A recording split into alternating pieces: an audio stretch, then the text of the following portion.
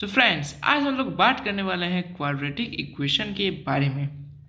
तो देखिए, इससे पहले मैं आपको जो वीडियो बनाया था उसमें मैं आप लोगों को बताया था रिजोल्यूशन इनटू फैक्टर के बारे में। और वो जो वीडियो था उसमें मैं आपको ये भी बताया था कि रिजोल्यूशन टू फैक्टर से ही क्वाड्रेटिक इक्वेशन का जन्म हुआ है। ठीक ना। तो बहुत सारे लोग उसमें सोच रहे थे और बहुत से लोग कमेंट भी किए थे कि भाई आखिर कैसे इसका और उसका कनेक्शन है। मतलब क्वाड्रेटिक इक्वेशन में तो LHS RHS होता है, लेकिन उसका इसका कनेक्शन रिजोल्यूशन टू फैक्टर के साथ कैसे है। और अगर आपको रिजोल्यूशन टू फैक्टर आता है तो आपको क्वाड्रेटिक इक्वेशन ये ज़रूरी नहीं है किया है, लेकिन अगर आपको क्वाड्रेटिक इक्वेशन आता है तो ये पक्की बात है कि आपको रिजोल्यूशन टू फैक्टर भी आता होगा। रिजोल्यूशन इनटू फैक्टर के बिना आप लोग कोई भी सिंपल सवाल क्वाड्रेटिक इक्वेशन से नहीं लगा सकते हैं। हाँ, क्वाड्रेटिक फॉर्मूला से आप लोग लगा सकते हैं, लेकिन अब कोई सिंपल सवाल जो सिंपल हो वो क्वाड्रेटिक फॉर्मूला से वो नहीं लगता है। ठीक ना। उसके लिए हम लोग को बहुत अलग चीज़ चाहिए होता है, जैसे कि यहाँ पे पहले डिजिट 1 होना चाहिए।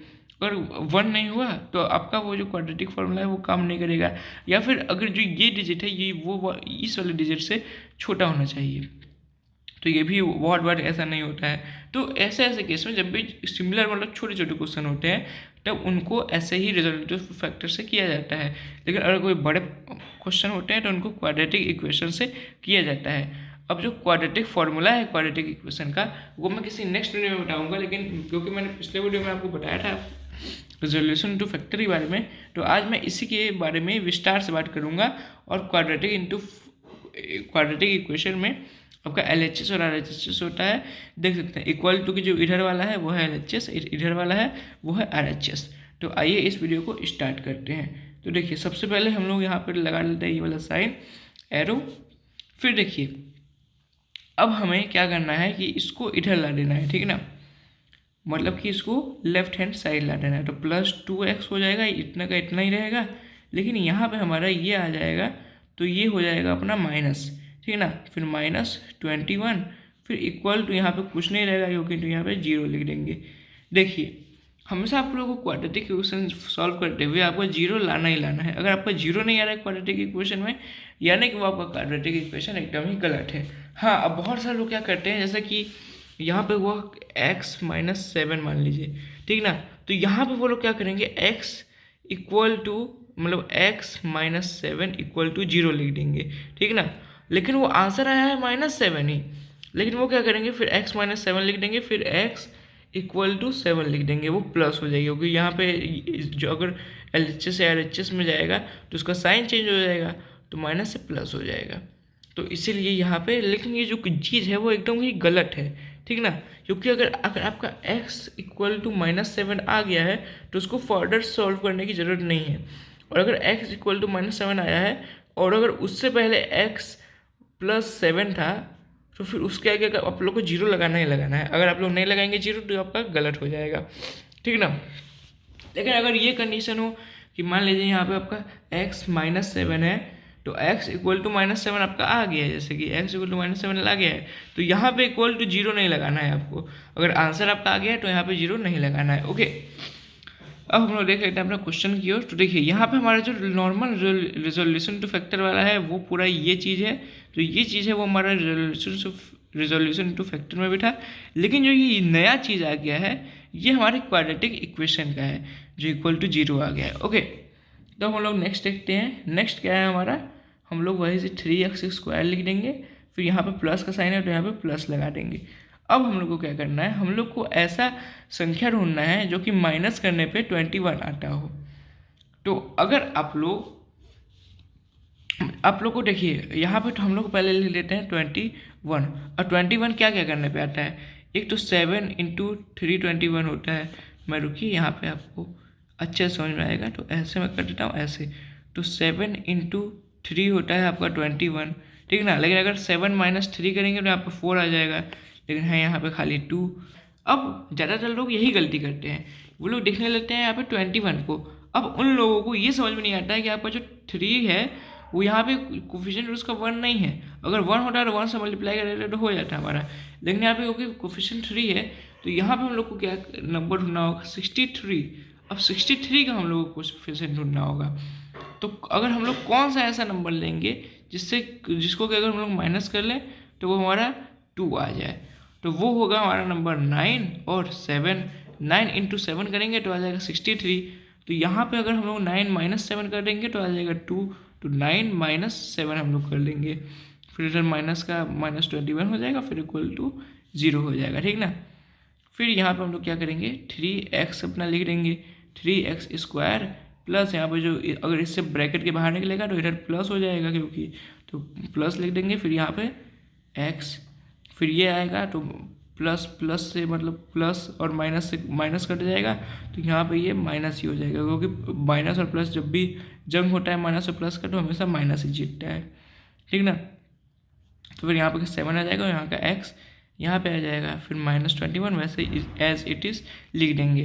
तो यहाँ पे आप लोग जैसे कि देख रहे होंगे कि यहाँ पे हम लोग को सिर्फ और सिर्फ इसी पे ध्यान देना है, ये 0 वाला है उसको खाली 0 इक्वल टू 0 लिखते जाना है क्योंकि ये क्वाड्रेटिक इक्वेशन है, अगर हम लोग नहीं लिखेंगे तो गलत हो जाएगा।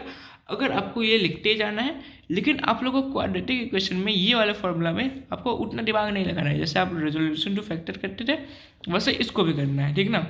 फिर इक्वल टू लिख देंगे। अब यहाँ पे हम लोग इन दोनों में से इनको कॉमन लेना है, तो हम लोग कॉमन क्या लेंगे, हम लोग कॉमन लेंगे 3 और इन दोनों में से x, तो हमारा क्या बचेगा x + 3। वैसे ही अब हम लोग को इन दोनों में से कॉमन लेना है, तो इन दोनों में से हम लोग 7 को कॉमन लेंगे, -7 को। फिर हमारा क्या बच जाएगा x और माइनस माइनस प्लस हो जाएगा तो +3। ओके, फिर यहाँ पर इक्वल टू 0 लगा देंगे।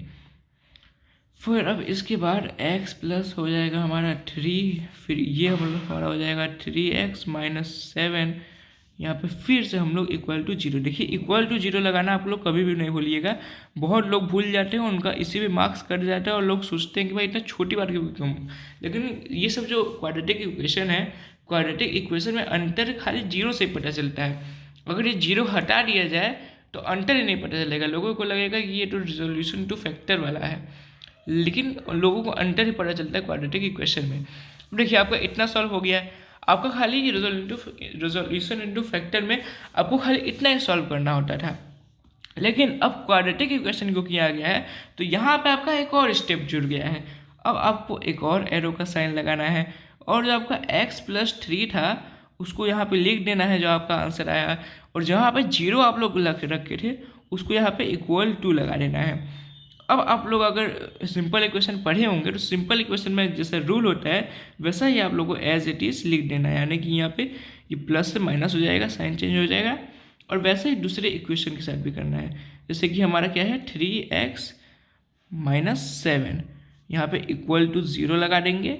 फिर यहाँ पे हमारा क्या हो जाएगा 3x = 7। तो यहाँ पे हम लोग क्या करेंगे, काटने के लिए क्या करेंगे, पहले ऊपर लिखेंगे 3 और नीचे 7। तो यहाँ पे हमारा हो जाएगा x = 3/7, ठीक ना। तो ये हमारा आंसर हो गया, एक आंसर हो गया x = -3 और एक हो गया x = 3/7, ठीक है ना। तो इसमें खाली यही एक नया स्टेप जुड़ गया है आपका। ओके, तो अब अपन लोग चलते हैं नेक्स्ट पे। तो हम लोग का नेक्स्ट है, यहाँ पे आप लोग देख सकते हैं नेक्स्ट। तो यहाँ पे अभी आप लोग जैसे कि देखे होंगे क्वेश्चन में, तो क्वेश्चन आपका नॉर्मली ऐसे होता है, पहले x² बड़ा सबसे बड़ा होता है क्योंकि, तो उसको बाहर लगा दिया जाता है सबसे पहले, फिर x लगाया जाता है, फिर नॉर्मल नंबर जो भी होता है उसको लगाया जाता है। लेकिन यहाँ पे एकदम लास्ट में लगाया गया है, फिर बीच में x लगाया हो गया है और नॉर्मल नंबर को सबसे पहले लगा दिया गया है। तो आप लोग इसको ऐसे भी लिख सकते हैं, अगर आप लोग 12x² लिख दें, फिर +23x लिख दें, फिर उसके बाद +10 लिख दें इक्वल टू 0 लिख दें, तो इसमें भी कोई बुराई नहीं है, ठीक ना, ये भी आपका सही ही होगा। लेकिन क्योंकि आप लोग को मुझको समझाना है, अगर आप लोग ऐसा भी सॉल्व करना चाहते हैं तो आप लोग ऐसा भी ईजिली सॉल्व कर सकते हैं। अब पहले आपको क्या करना पड़ेगा, यहाँ पे आप लोग को इंटू करना पड़ेगा 12 और 10 का, हम लोग पहले कर देते हैं। और अगर आप लोग 12 × 10 करेंगे तो आपका आ जाएगा 120। ओके, तो हमारा 1 फिर 23x + 12x² = 0। तो मैंने यही सेम टू सेम चीज़ लिख दी है। फिर अगले स्टेप में हम लोग क्या करेंगे, यहाँ पे हम लोग 10 लिख देंगे, फिर प्लस करेंगे, फिर यहाँ पे ब्रैकेट बनाएंगे, ठीक ना। ब्रैकेट में हम लोग ऐसा नंबर ढूंढना है जो कि 120 का आता हो, ठीक ना। तो तो अगर हम लोग हल्का सा दिमाग लगाएंगे तो देखिए 120 को लाने के लिए हम लोग को 2 नंबर चाहिए जिस पे कि 23 भी आ जाए। ओके, तो देखिए अगर हम लोग 23 को पहले अगर माइनस कर देंगे हम लोग 8 से, क्योंकि 8 से 8 क्योंकि ऑड नंबर है, इवन नंबर है, सॉरी इवन नंबर है, और अगर हम लोग इवन नंबर तो 10 भी है, लेकिन क्योंकि 10 ज़्यादा बड़ा हो जा रहा है और 6 इसके नीचे वाला ज़्यादा छोटा हो जा रहा है, तो इसलिए हम लोग इसको पहले माइनस कर देंगे 23 को -8 कर देंगे, ठीक ना। तो क्या आ जाएगा हमारा 15 आ जाएगा। तो देखिए अगर हम लोग 15 इंटू करेंगे 8 तो हमारा आंसर आ जाएगा 120। और अगर हम लोग 15 + 8 कर देंगे 15 + 8 तो हमारा आंसर आ जाएगा 23। और यहाँ पे प्लस से क्योंकि आंसर लाना है तो हम लोग क्या कर लेंगे 15 + 8 कर देंगे, फिर यहाँ पे x का x लिखेंगे, फिर प्लस 12x² = 0। अब आप लोग ऐसे भी सॉल्व कर सकते थे, जैसे कि आप लोग 12x लिखते फिर ये लिख दिए, लेकिन क्योंकि मैं आपको समझाने के लिए ऐसे कर रहा हूँ तो मैं ऐसे कर रहा हूँ, लेकिन अगर आप लोग ऐसे भी करें तब भी कोई बुराई नहीं है। ओके, फिर हम लोग लिख दिए 10 + 15x + 8x + 12x² = 0, ठीक ना। तो अब हम लोग का असली खेल शुरू होता है। अब हम लोग को इन दोनों में से पहले बताना है, फिर हम लोग को इन दोनों में से बताना है कि आखिर कौन कॉमन है। तो देखिए यहाँ पे बहुत सारे लोग धोखा खा जाते हैं कि भाई इन दोनों में से तो कोई कॉमन दिख ही नहीं रहा है। तो ये लोग क्या कर देते हैं कि लोगों भाई सोचते हैं कि गलत है, फिर उसको वापस सॉल्व करते हैं, फिर लोग से ये सॉल्व होता ही नहीं है। तो मैं आपको सही तरीका बता रहा हूँ। तो अगर इन दोनों में से अगर इन दोनों चीज़ में से और इन दोनों चीज़ में से कोई भी चीज़ कॉमन ना हो तो आप लोग को इनके कॉमन फैक्टर देखना है, ठीक है ना। अब हम लोग 15 और 10 का अगर कॉमन फैक्टर देखें तो 9 का कॉमन फैक्टर 2 है, 9 का 3 है कॉमन फैक्टर, 4 भी इनका कॉमन फैक्टर नहीं है, ठीक है ना। लेकिन एक नंबर है जो इन दोनों का कॉमन फैक्टर है, वो है 5, ठीक है ना। तो यहाँ पे हम लोग लिख देंगे 5 हम लोग कॉमन में ले लेंगे। अब यहाँ पे 5 नहीं था तो बहुत लोग ऐसे ही कंफ्यूज हो जाते हैं कि भाई यहाँ पर 5 नहीं था तो आप लोग 5 कैसे ले लिए। तो हम लोग को फैक्टर कॉमन देखना है।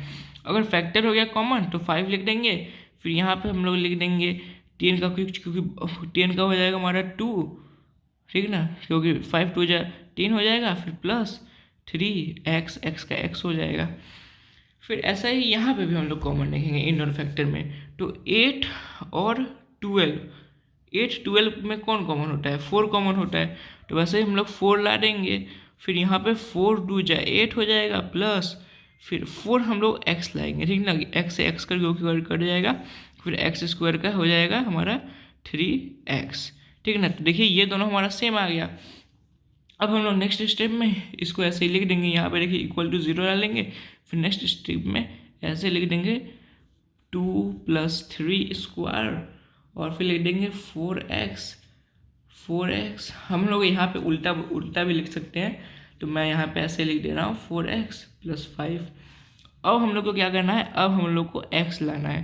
तो यहाँ पे हम लोग एक और एरो खींच के देखते हैं कि 2 + 3 = 0। फिर हमारा इक्वल टू क्या हो जाएगा, x = हमारा हो जाएगा ये 3 ऊपर रहेगा और नीचे 0, ये हो गया हमारा x। तो ये पहला हो गया। अब दूसरा हमारा क्या हो गया, यहाँ पे एक लाइन खींच देता हूँ, फिर हमारा क्या है ये 4x, तो 4x + 5 = 0, ठीक ना। अब यहाँ पे ये माइनस हो जाता है तो मैं यहाँ पे माइनस लिख देता हूँ तो वरना कन्फ्यूज़न होगा। फिर 4x, फिर 5 इधर जाता है तो इक्वल टू हो जाता है -5, तो फिर इक्वल टू हो जाएगा यहाँ पे आपका x = हो जाएगा x क्योंकि ऊपर रहेगा तो कोफिशिएंट वाला नंबर, तो 4 हो जाएगा, नीचे 5 नॉर्मल नंबर, और ये माइनस में क्योंकि 5 तो दोनों माइनस में हो जाएंगे, और ये हो जाएगा हमारा एक आंसर हो जाएगा -3/2 और एक आंसर हो जाएगा -4/5। तो आई होप आपको ये समझ में आ गया होगा इन दोनों क्वेश्चन से। क्वाड्रेटिक इक्वेशन में अगर कोई भी ऐसा रिजोल्यूशन टू फैक्टर वाला क्वेश्चन आएगा, इजी क्वेश्चन, तो आप लोग कर लेंगे।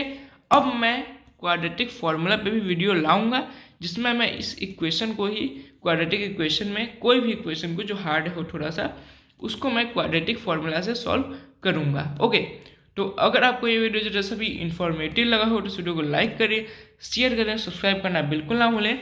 मिलते हैं आपसे नेक्स्ट वीडियो में, तब तक के लिए बाय बाय।